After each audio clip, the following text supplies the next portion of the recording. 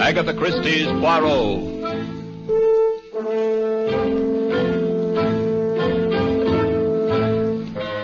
From the thrill-packed pages of Agatha Christie's unforgettable stories of corpses, clues, and crime, Mutual now brings you, complete with bowler hat and magnificent mustache, your favorite detective, Hercule Poirot, in Murder Wears a Mask.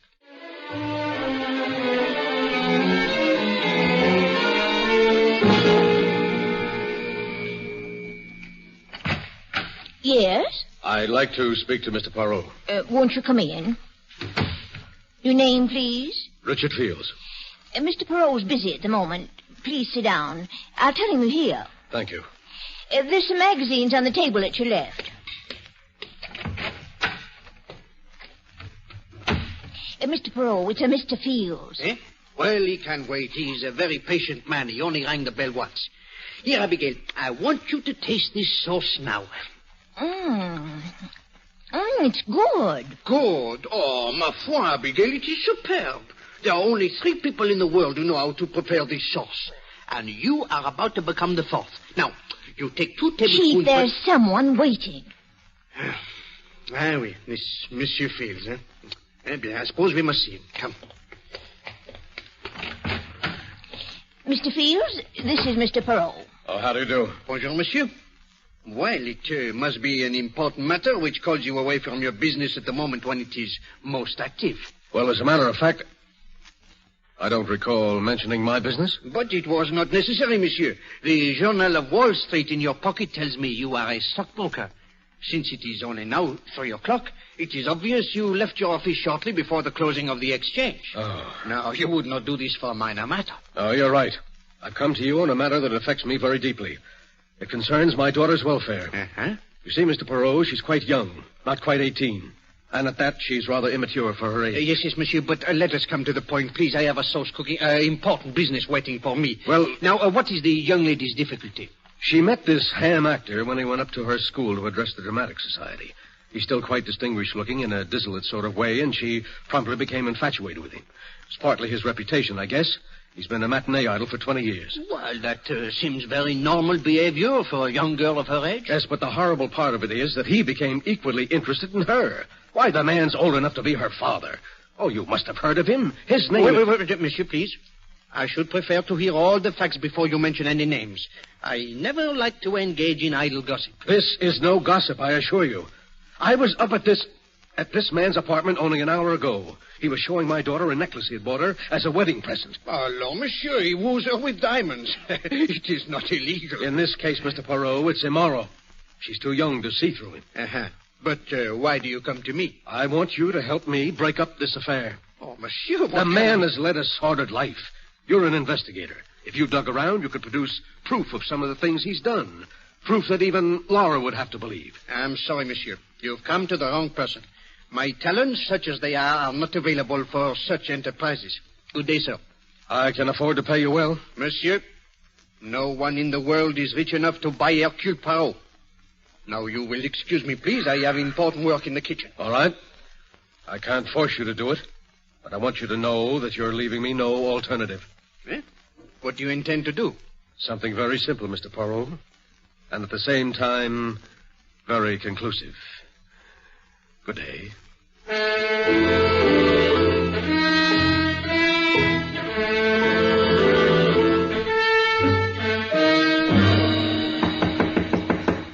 Come in. Oh, Hackett, you got here fast. I was worried, Mr. Tremaine. This is the first time you've ever called me back on my day off. I suppose that's a pretty reckless thing to do to a valet these days. No, sir, just startling. Is anything wrong? I'm afraid so. You ever seen this before? Why, yes, sir. It's the jewel case you had out this morning. I gathered it contained a pearl necklace which you bought for Miss Fields. Yes. $10,000 necklace. A wedding present. Yes, sir. Open the box, Hackett. They're very lovely, sir. Are they? Oh, yes, sir. Very lovely. Hackett, you're a liar. I beg your pardon? You're a liar. You know perfectly well these are not real pearls. Mr. Tremaine, surely you're jesting. You've made a mistake, Hackett. You thought I was a complete fool, didn't you? You waited till Laura and I left for the theater at 2 o'clock and then substituted these cheap, cultivated pearls for the real ones, hoping I'd never find out until it was too late. I couldn't do that, sir. The pair of pearls were in the safe, and I don't know the combination. Who put them in the safe? I did. You asked me to. But I didn't ask you to leave the safe open, did I? I remember now that I didn't hear you twirl the knob. What did you do with those pearls? I never touched them. Very well. Give you your chance. I'm turning you over to the police. Don't touch that phone, Tremaine. Oh, you cheap, bungling thief posing as a valet. I should have realized what a bad performance it was. Well, I'm sure your experience will come in handy in prison. Drop that phone, Tremaine. Get your hands off me. All right, Tremaine, you asked for it. What are you... Put down that knife. Put down that... No!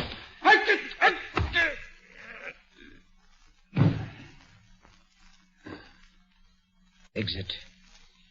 Mr. Tremaine.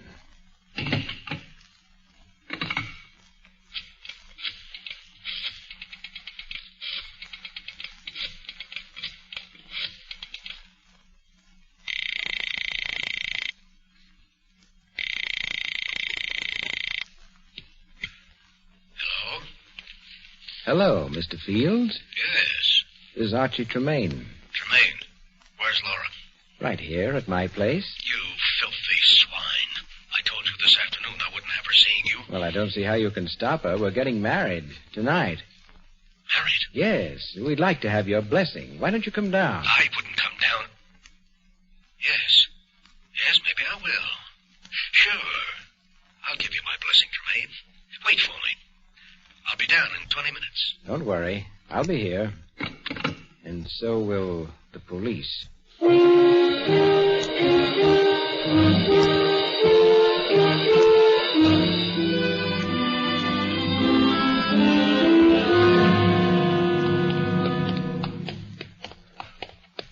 Inspector Stevens, I tell you, the next time we have dinner together, it will be in a place without a telephone.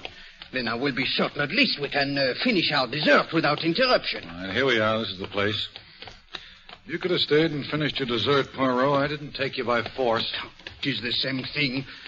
Why, you very slyly tell me you have received an anonymous call reporting a murder. Alors, you know I cannot resist such a situation.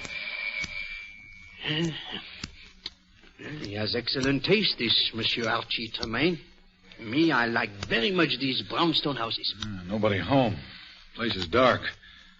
We're probably on a wild goose chase. But the door, it is open. Oh. And the light switch, I presume, is here. So, and now? Oh, we better start looking around just to make sure. Now, let's try the library first. It should be... There's no doubt down this hall here. All these brownstones, you know, they are very much the same. Yeah. Inspector, flash your light around, please, eh? All right. Uh-huh. Here's the switch. Sacre. Tremaine. Yeah, he's dead, all right. Stabbed through the heart. Stabbed once, Inspector, with that letter opener. He must have dropped on the spot. There's no other blood around, just that one big pool he's lying in. And these bloody footprints all over the floor. They must be the murderers, Poirot. He stood over the body to make sure Tremaine was dead and didn't notice that the blood was oozing around his shoes. Then he went over to the desk here, maybe to make a call, then into the bathroom to wash his hands. He came out, headed for the door, And, what, Inspector? Well, footprints stopped suddenly. I don't get this. Inspector, have you observed this newspaper? Half the front page is torn off. You think the murderer dried his shoes with it? No, Inspector. I believe this is what happened. He did all the things you have described. Then, when he reached this point where the footsteps stopped, he realized that his shoes were bloody. Well, he could not go out wearing such shoes, and he could not carry them in his hands.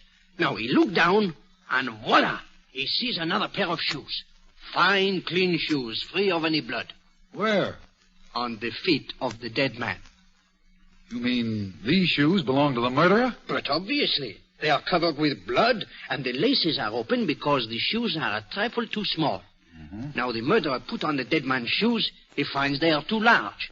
So, he tears up part of the newspaper and stuffs it into the shoes in order that he may walk with more comfort. By Jove, Poirot, I believe you're right. Now all you have to do is to find the owner of these shoes. We'll try it through checking the manufacturer's code number. Wait, perhaps I can make the task easier, Inspector. I think you will find that the owner of these shoes is a stockbroker named George Fields. Now, look, Poirot, this is too much. You've been working your little gray cells overtime. How can you... No. I will explain, mon ami. I will explain. You will notice that the heel of the right shoe is worn down considerably more than the left. Earlier today, this Monsieur Fields, who limps rather badly, came to see me. He uttered dire threats against someone who fitted the description of poor Monsieur Tremaine here. So you see, Inspector, I employ the sharp eyes and the ears rather than the little gray cells. And they tell me that you had better question this Monsieur Fields at once.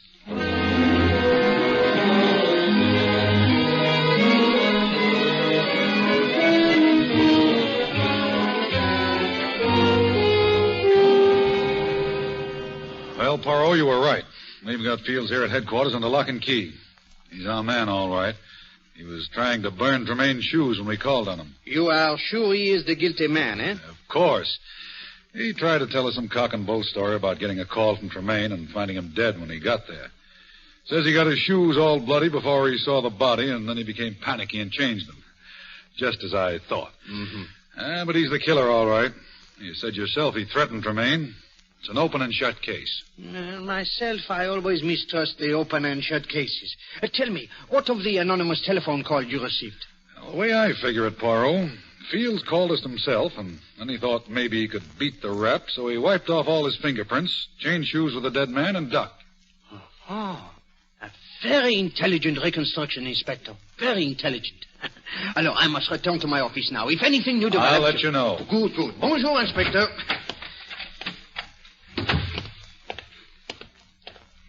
Mr. Poirot. No.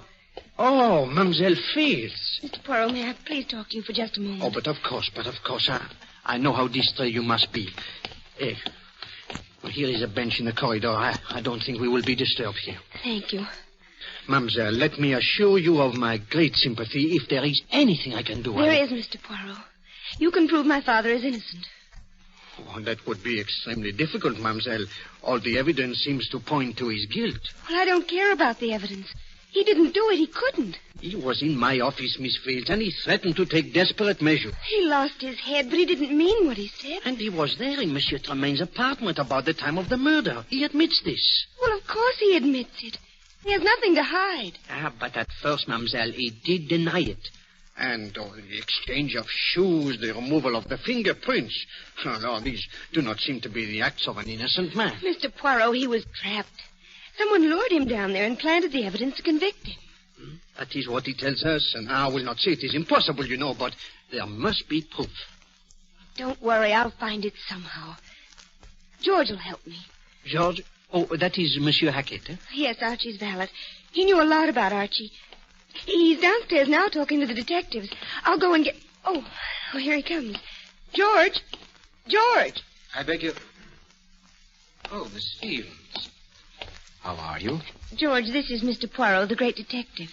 Well, how do you do, sir? I've heard of you, of course. Enchanté, monsieur. I have heard fine things about you, too. Oh, thank you. George, you've got to help me find the murderer. Well, Miss Fields... Go on, say it. You think my father's guilty?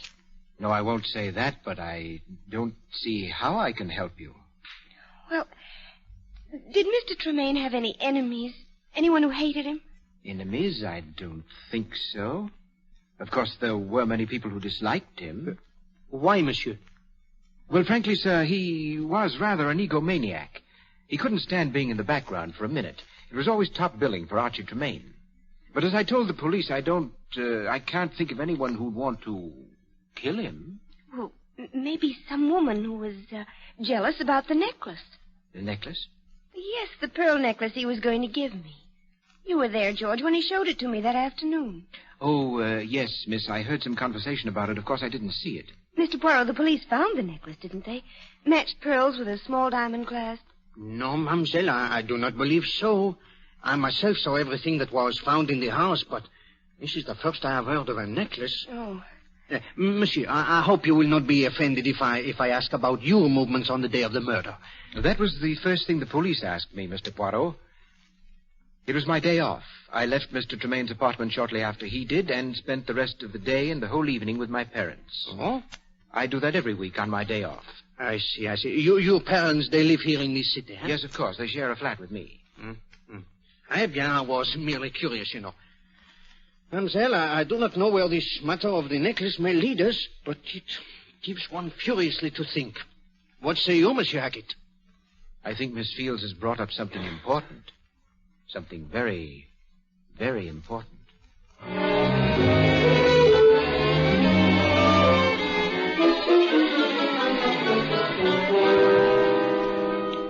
Now listen, you two. You live with me, do you understand? The date was April 5th, Thursday, and I was here all evening. Were you, George? That's interesting. I don't like your tone, Daisy. And I don't like getting the short end of the deal all the time. What? What is this, Peter? Hold up? No, Hackett, I wouldn't say that, but we do all the dirty work as a rule, and you get most of the dough. Well, this time I've done all the dirty work. And you just have to be smart. That little chubby Frenchman or Belgian or whatever he is doesn't look like much, but don't let his accent and that phony-looking mustache fool you. It's going to take great acting to make him believe that you are my parents. And it's going to take a great deal more money to make us try it. We don't want to... All right. I'll double your share on this job, but watch yourself. That may be him now. I'll wait in the next room. Just in case. No rough stuff, Hackett. Now, we'll handle it with kid gloves. Yes? Bonjour, madame. My name is Poirot, Hercule Poirot. May I have a few words with you? Well, yes, come in. What is it, Mama? A gentleman, Pa. Man named Poirot. Yes, and my secretary, Miss Thatcher. How do you do? Howdy. Excuse my shoes being off. We wasn't expecting any callers. Oh, no. Do not be deranged, monsieur. We will be here only a few moments. Will you have some cherry cordial, sir? I made it myself. Madame, you are too kind. No. I wish only to ask a few questions about your son. George, what about him? Well, you know, I presume that his late employer was found murdered. Oh, yes, poor Mr. Tremaine. A kinder man there never was. Every Thursday, George would come around and talk about nothing but his wonderful Mr. Tremaine. Every Thursday, madame? Yes, sir. His day off. Tell me, on April 5th, the day of the murder, he was here that day, too, huh? Why, what do you mean, Mr. Poirot? Of course he was here. All day? Oh, from, about 2:30 on. He was teaching us to play gin rummy.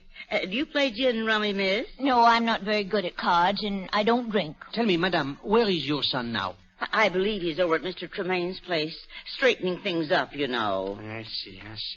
Eh bien, you've both been very kind. Oh, must you go so soon? Well, I said it would only be a moment. Come, Abigail. Well, I'm sorry George wasn't home. We'll tell him you were here. Merci bien, madame.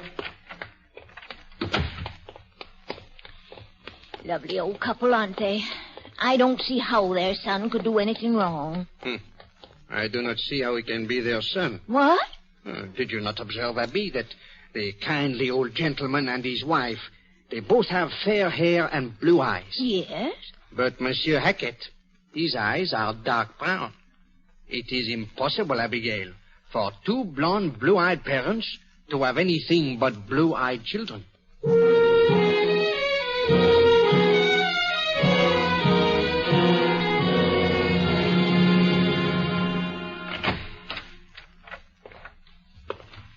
May I help you, sir? Oh, yes, if you don't mind. I am interested in a necklace which you recently sold to a Mr. Archie Tremaine. Really?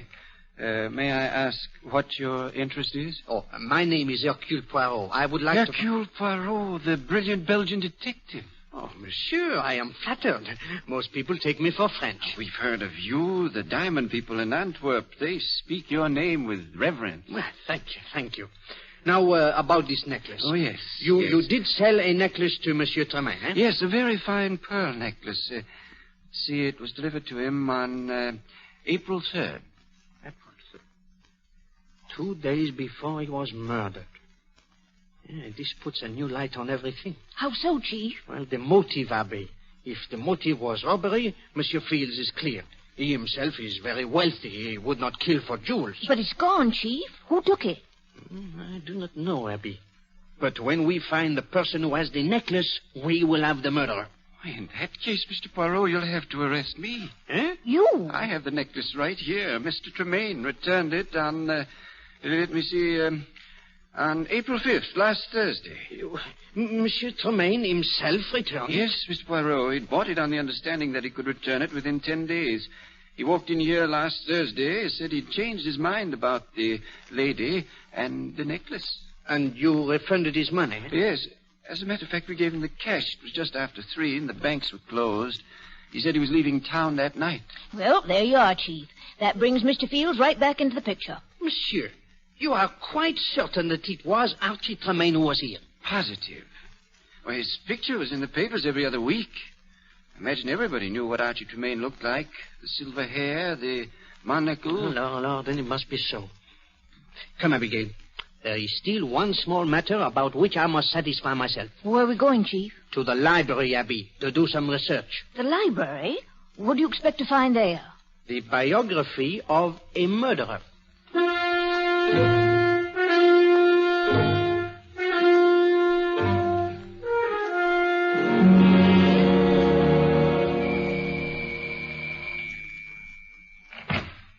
Why, Miss Fields, this is a surprise. Hackett, I had to come here to Mr. Tremaine's house.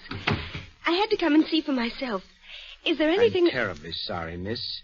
I've gone through all of Mr. Tremaine's belongings, and there's not the slightest clue, not the slightest suggestion that anyone else could have killed him.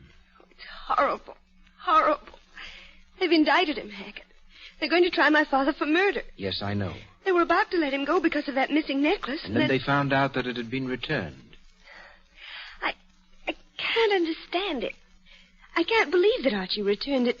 We were going to be married. It was all agreed. Well, miss, your father was so set against it that perhaps... Oh, no, that would have made Archie more stubborn. If I could... Wait. I've just thought of something. What time was that necklace returned? A little after 3, according to the jeweler. At least that's what the papers say. A little after 3? Yes, miss. But that's impossible. Oh, why didn't I think of it sooner?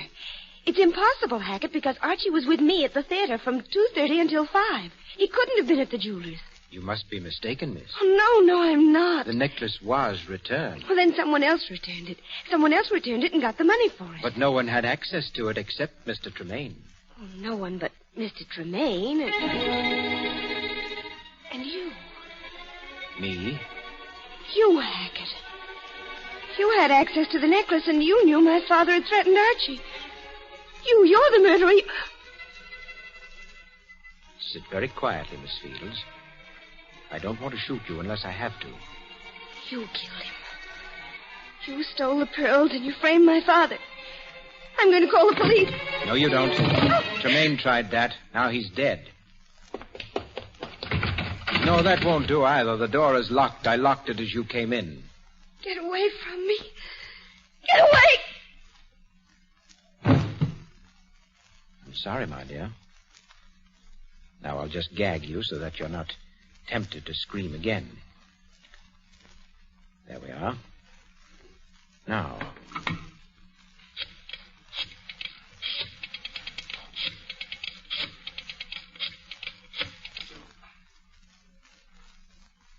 Hello, Daisy. I have a little job for you. No, it's not as hard as the other one. Doesn't require as much talent. Is that laundry wagon still available? It is. If I have Pete drive it down here to Tremaine's place, I'll have a bundle ready for him.